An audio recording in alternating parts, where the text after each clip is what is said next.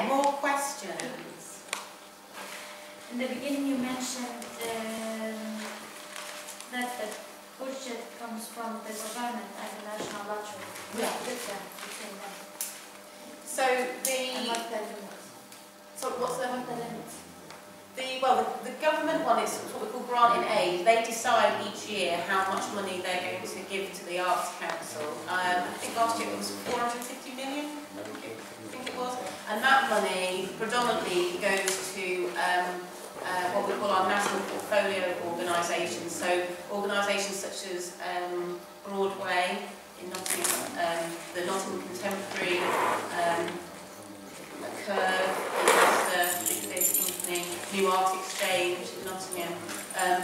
Those types of organisations, they've applied.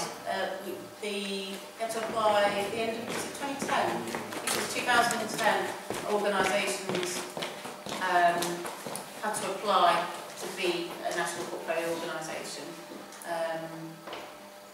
And that money from government pays them. And then the money, as a lottery distributor, that's the money that we set up these different funding schemes. One of the funding schemes is, our main one is Grants for the Arts. So that's the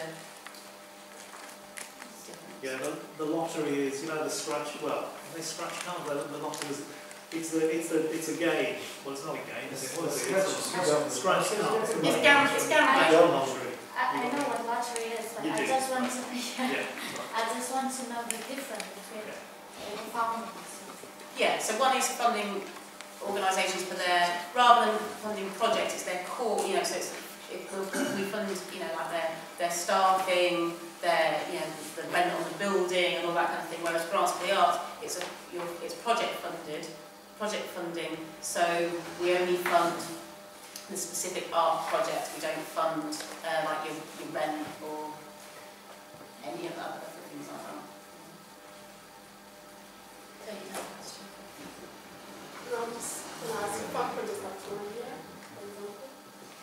Yeah, or it can be longer. We can fund projects up to 3 years under Grants for the Arts. Yeah, but again, you've got to be. It's about demonstrating the reason why the project is that long.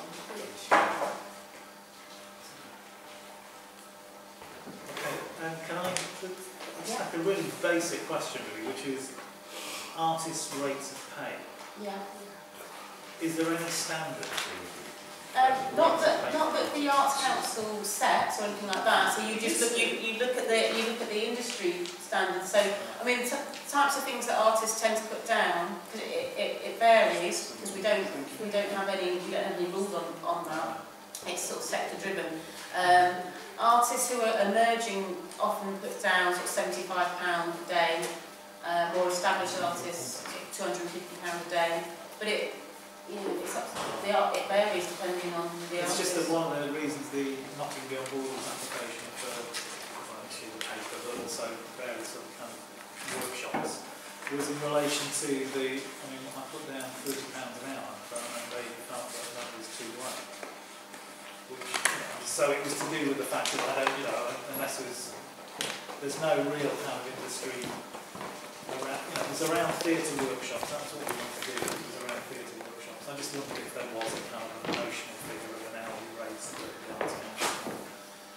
No, but they would look at if there's any kind of associations connected to like theatre that sort of set the standards, and then that would be what the assessor would be kind of would have in mind. The assessors obviously assess applicants. There's a theatre assessors, visual arts, so they will have in mind and be used to what people are putting down. So if they think that anything kind of sounds either too ridiculously high or too low, they will make a point of commenting on that.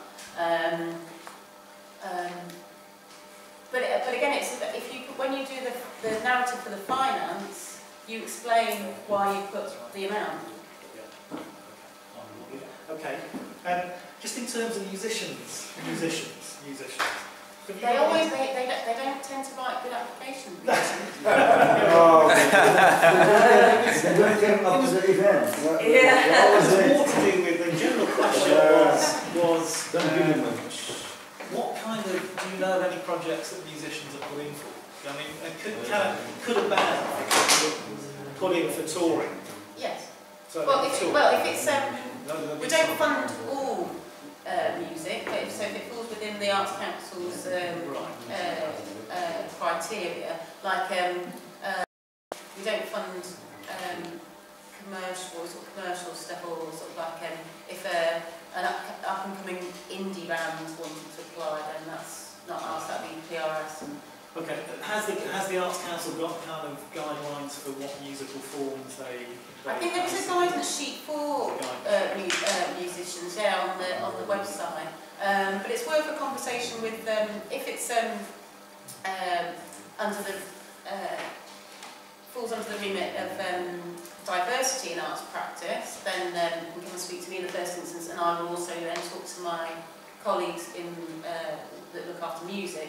We do have a relationship manager, or two relationship managers for music in the East Midlands. Beth still working, Beth, Beth Noble, Right, and so just in terms of that, this kind of comes up to another application I wrote through 2 or 3 years ago now for Africa, or I was working with an African initiative support, an African community group who wanted to put on a big night celebration of Africa celebration, and it kind of, and there was a number of other kind of things around that, and again, that would have been perfect for the Awards for All. I mean, it was just when the Awards for All kind of slipped into, we had to then go for the arts. And I didn't actually end up getting any kind of feedback because the Arts Council was going through yet another. And it all it slipped behind. But I heard through the grapevine that actually we didn't get it because somebody made the decision that the bands that we wanted to put on were professional and weren't good enough, and they did not see it. You know what I mean? So it was about the quality of the musicians. And I know for a fact that this is kind of, I guess this is probably the same, it's kind of related to Jasper's question as well, is who is the arbiter of quality work, and can we trust the opinion of the Arts Council who are making those decisions? I think it's a difficult question. If you've got evidence that it is quality, then it's, then I would challenge it. You can still, even though you say time has passed, you can still ask for that assessment. They lost the fight. You can't lost. Because it's before it's computerised. I think it was.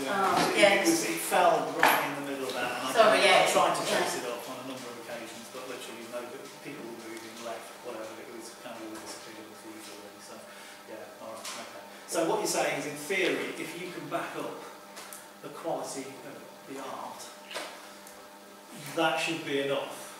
Yeah, I mean, it doesn't mean it will necessarily get funded, but it'd be hard. I can't see how an assessor can say this is not quality if you've been able to show that it is.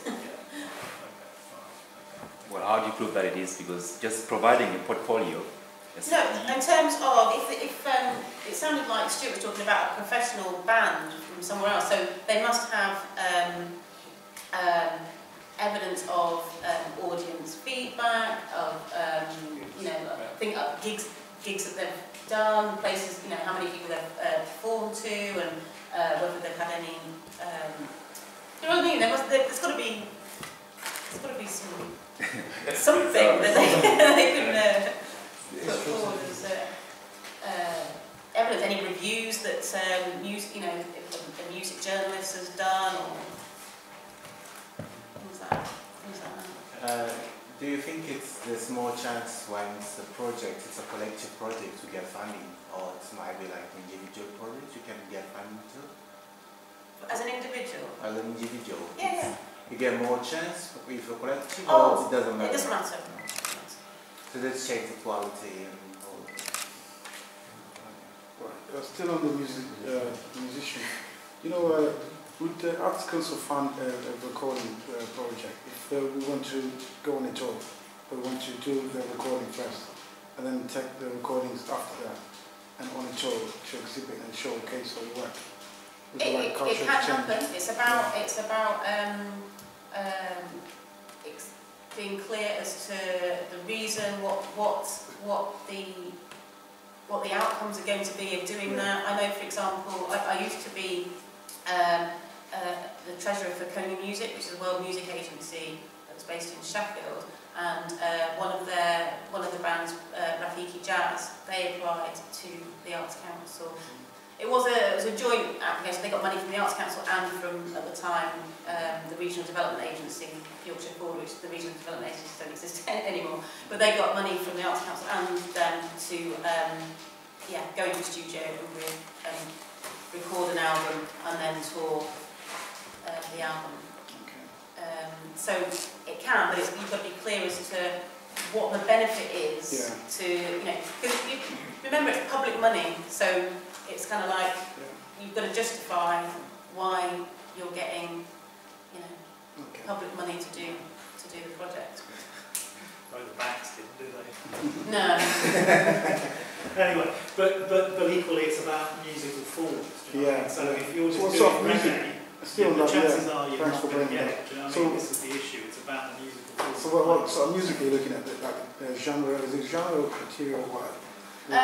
With music, we fund electronica, chorus, sort of opera, jazz, urban. I suppose that's quite a large, but I don't know all the different things that would come under urban, but urban. What else is there? Well, yeah, sorry.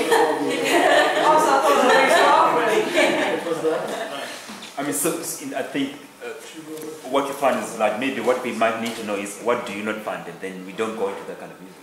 We wouldn't fund like a band like the Arctic Monkeys, for example. What kind of music do they play? I don't Oh, it's like indie kind of rock. It's ordinary pop music. Yeah, pop music. Stuff. And I guess it wouldn't surprise me if kind of reggae is in there as well. Really, do you know what I mean? Well, we did. They probably would film reggae. Depends on the. I think that's probably a grey area. Is the criteria for things that are challenging, that kind of thing, not things that are just within the norm of music at the moment? Like challenging to sort of. Well, you have to demonstrate why this is an exciting project. So yeah, it was just kind of like, same old, and it's not going to. It's that thing of, is it going to score that? Well, I mean, in terms of reggae, there's a tour that's just been funded by the Arts Council. It came to Nottingham, it's gone over to Leicester, which was that the Jamaican All Stars and something or other, and they did their own version of the album Catch a Fire, and they had like a 30-piece orchestra. I don't know whether it was any good. I didn't go and see it, but that was funded. That's some of the art exchange too, isn't it? But equally, in terms of musicians also, you had Lee Peng, the Chinese musician in Nottingham.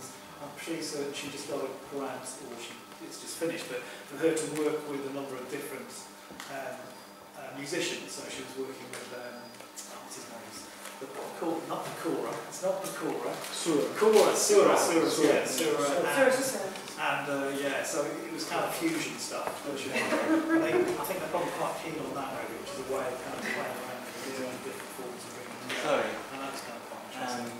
I just didn't know, because in the world of art, there's like some artists who have their own style, and sometimes they might have a kind of creation it can be censored by the public, which means that there's no chance for the art council to suppose to get funding from the council with kind of things like when it's something that doesn't concern by the public or educative, something like. Oh, you mean if you want to do something personal? Personal.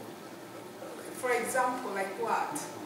I like songs like which we talk about life, like love, something like that. Yeah, well, you can get funding for everything, isn't it? It depends on the quality of the work. Like, for example, if I were to do work on my disability, that's very personal, but other people can benefit as well.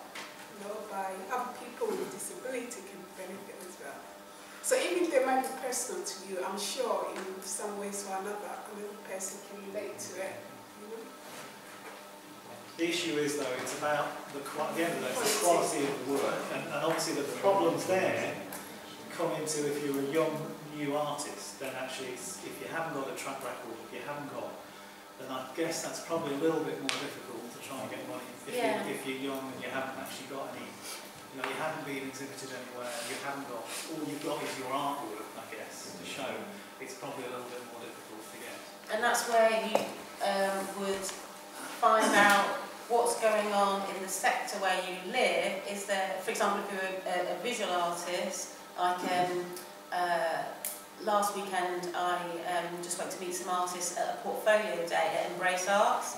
So that was an opportunity for visual artists to come along with their work, meet curators who would critique their work, and I was like explaining to them, well, whatever the curators say, well, if they're saying positive things, ask if they can actually send that to you. And they're starting to build up their track record and starting to collect, comments from professionals in the industry. So it's about being networked and being involved in stuff like Platformer and seeing if I don't know whether some of your showcases are able to bring down people from like curators or Sorry. That's a good idea. So that people can start to have their work critiqued, the assessment from the assessor, because it's all the assessor is the person in charge of assessing applications. So someone sat on the panel doesn't read your application, that part of the process has already been completed. We're just looking at what the assessor says. So we might sometimes, you might not necessarily know from the assessment really what the project's going to be. We've just got what the assessor thinks about it. So, and that's what I'm saying about being able to evidence the quality and give examples, and then if it turned out that you disagreed with what the assessor had said, you would have that, and it hadn't got through, you'd have that conversation with them and get feedback. I do meet with artists beforehand. Not many relationship managers do because of capacity. Years ago we used to, because there used to be a lot more of us, but there isn't now, and there's going to be less going forward. But because my role is diversity in arts practice, as opposed, so I'm often working with artists that have got barriers to actually applying in the first place. I see it as part of my role as being able to work one-on-one with artists when I can. So there's no point calling me up. I've got to submit my application tomorrow, can you look at it? I'm probably not going to have the time, but if it's there's plenty of time for me to do it. I'll meet you soon then. How about manuscript? Do you can get funding? Someone can get funding for manuscript for a book, for example? You can, but you need a very good track record for that. I mean, I believe that people do write in. They take the time to fill out an application form and say, I would like to become a writer. I would like some money to sit at home and write my first novel. Well, no, because you've got to would you submit to them your manuscript, or you just need to write about the project? You'd have to. If you're wanting time to write, you'd have to be able to show that. It's already like myself. I already write all the manuscript, which is online, and I have to find a publisher. I already put all the manuscript online. And the website, it's a website for writers, but it didn't help me to find a publisher. But since today I'm still looking for a publisher. So I need to know if I would get I wouldn't have thought so. The best people to speak to about that in the first instance would be Writing East Midlands. Go and speak with them and find out what support they can offer. Because I'm not sure whether Grants for the Arts would fund someone trying to find a publisher. No, sorry, can I say? Yeah. There's no way. You know what I mean? In terms of writers, you do need to have had some published work, I think, really, and so you need to have some kind of recognition out there in the kind of the publishing world, really, in order to stand a chance of getting. It's generally kind of poets, I think, really, rather than actual writers of big novels. Possibly poets who have had you know, success in having written a couple of, you know, their first anthology or whatever, who potentially want, and who are seen as real up-and-coming poets that everybody's saying this person's really good, potentially could get it. But I mean, I know we funded somebody who was writing their second novel. We funded them time to write, you know, so that they could have 6 months off work or whatever and concentrate on writing the novel. Because the first one was successful. They clearly got demand, and people were, you know, eager for another. So it's like for a new writer, it's a kind of risk. Yeah, exactly. And it's public money, so we can't take artistic risk, but not risk on as in whether try not to risk on the quality. So Writing East Midlands is the organisation to contact in the first instance. So East Midlands promote like new writers sometimes. Sorry? They promote new writers, East Midlands. Writing East Midlands. It's an organisation that the Arts Council funds to support writers and poets in the East Midlands. Okay. Yeah, so they have like peer-to-peer critique sessions and very, I don't know the full gambit of what they do, but that's the organisation that the Arts Council funds to support writers. so I think they're based in. Is it the same as Nottingham Writers' Room? Somewhere, I think. And they do like the Lyric Lounge. Yeah, that's right. But there's also an organisation in Nottingham as well. I don't know whether they're the same one, but I think they are in Nottingham Writing East yeah, Midlands. I think they are. I think it's the same. So we can give you contact on that one. I just want to ask the question about international. What does the Arts Council support if we want to bring over a theatre company? Say, for example, Kurdistan. Could we apply to the Arts Council to do that? Yeah. Yeah. Okay. Right. Nice and easy one, that one. Yeah. For example, one of the other funding streams under the strategic funding is touring. And one of the tours that happened was Red Barrett, I think the band's name is. They're a New York band, and they were brought over to tour around England, and they came to Leicester. And Nottingham Asian Arts Council helped kind of broker that relationship with Curve, and they came and performed with Curve. Annoyingly, I fell down the stairs that morning, so I wasn't able to go. So yes, you can. Right, okay, cool. All right, are there any other questions? How to contact you? Oh, how to contact me? So, I was hoping that everyone might fill out one of these for me, and then I was going to send... I think everyone's going to. Not everyone. Not everybody, okay. There's more. And then I'm going to send an email out with some other bits and pieces, and then you'll also have my contact details. I think one of the issues we have, obviously, in terms is, and we've always had for the last few years really, is the capacity to help people write those applications. You know what I mean? It literally is an issue. It's most certainly an issue for Long Journey Home. City Arts, in theory, has got a little bit of capacity. Platformer probably hasn't got very much capacity, but has got a little bit. A Main Street Partnership. A Main Street Partnership, but yeah, I mean, maybe we can invite Main Street Partnership over for the next networking meeting to talk to us about that. But so there is an issue. But all I can say is, you know, if people wanted to, they've got some ideas for projects. The very first step is bang your idea down onto a bit of paper. You know what I mean? It doesn't have to be in the same format as the application at this stage. It's just a proposal. What you want to do, what you want to get out of it. You know, just what the bloody thing is that you want it to do. And then at the very least, if I can have that, do you know what I mean?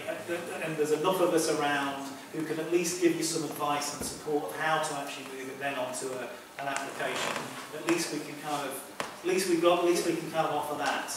But unfortunately, Grants for the Arts, even for kind of fairly experienced application writers like myself, still take a huge amount of time. It is a lot of work, but you've got to get it. There's no point in banging in a crap application. Most certainly when you've got one in only, you only stand a chance of 1 in 3. So the more time you spend on making the application absolutely as good as you could possibly get it, then at least if it does come back, you just stand a better chance, really. So all I can say is if anybody has got any ideas for projects that you want to do, put it down on paper, just bang it down, a page of A4, just exactly what you want, and then we can maybe at least sit down and have a chat with you about how to turn that proposal into a better proposal that would then fit better into a funding application. Yeah, so that's kind of... Plus, if, depending on what your project is, but if in that process you've been having conversations with, if it's a theatre piece with a theatre company or is it a visual art piece with a gallery, what have you, if they actually, through those conversations, really, you know, like your work, want to work with you, they might commission you to do something, you know what I mean? You're starting dialogue, so just going through the process of applying for the funding, even if you get turned down, because like I said, lots of good, really strong applications don't get through, you might have then still opened up the door to working with organisations anyway, Yeah, you know what I mean? Do you find theatre production? Do we? Theatre. Do you find theatre? Oh yeah, very much so. But again, you need to, you know, it's about, you need to have a track Yeah. record, you need to kind of, you know what I mean, it's got to be a really good idea, it's got to be a really cracking project. Sorry, just finally, is there a good time to apply? I mean, obviously the main concern as an outsider is that you can bang in an application which you think is absolutely fantastic, but it doesn't get through because you just happen to, say for example, a theatre project, you just happen to have had a whole load of theatre projects that particular time of year or whatever, or that particular period that it's been set.